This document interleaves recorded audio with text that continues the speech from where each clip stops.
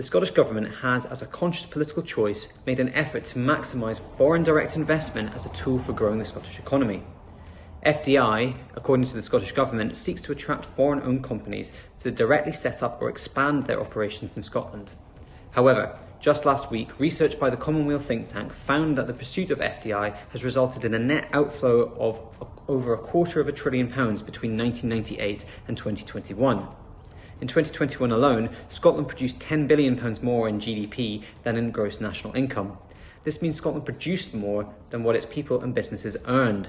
That's £10 billion that could have been put into local services and stopped the council tax freeze, £10 billion that could have been used to support a state-owned energy company, or £10 billion that could have been used to finance a Green New Deal. Instead, far from improving Scotland for its citizens, this over-reliance on foreign direct investment is stripping this country of its wealth and causing domestic industry to wither.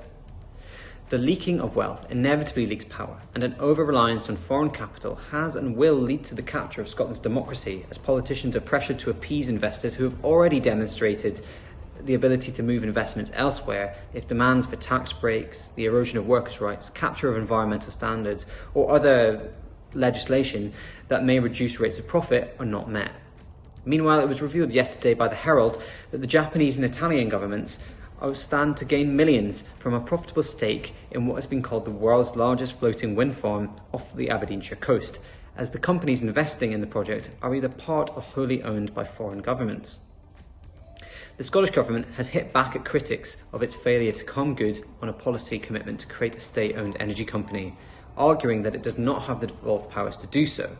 However, the Welsh Government have gone ahead with their own plans for a national energy company, despite similar limitations. If the Scottish Government wants to be a world leader in climate action and implement a successful just transition for workers, then it needs to rethink in whose interest their economic strategy is working. Because at the minute, while Scottish taxpayers subsidise the public sector in Sweden, France, Italy and Norway, almost anyone else can own Scotland's economy apart from Scots themselves.